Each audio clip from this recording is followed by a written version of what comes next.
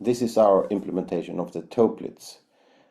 Since we are not using any of the class variables, we can use a decorator or static method. So that's what we've done. We're only passing in the shape of the matrix, you might say, as a number.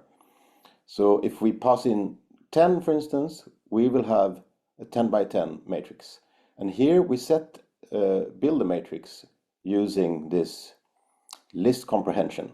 So for every row, we iterate over the length of that row, i.e. 10 times, from 0 to 9, and we put in zeros in the first row, and then we go to the next row, and then we put in zeros in that row. So that's how we build a matrix. And then we go to this for loop, and we iterate again over the number of positions in a row or a column. And since it's a square matrix, we can go through the diagonal stepwise here. So we go to the first row and the first column, or the first item in that row, and set it to 2. And then we check if I is larger than 0.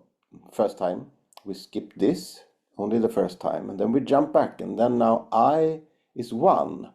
So we go to the second row and the second column or item in that row, and we set that to 2. And since I is now larger than 0, we go through this, and we do this every time from now on. And here we go to the second row,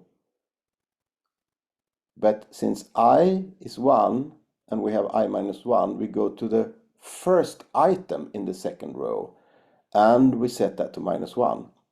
And then we shift this around, so we go to this, since I is 1, this is 0, so that indicates the first row, but the second item. So these are the positions adjacent to the 2 we just set, and we set that to -1. And then we just iterate until we come to n, and if we have a 10 by 10 matrix, this is a 9. So we go to the 10th row and the 10th position, the bottom right corner, and we set that to 2. And then we set the adjacent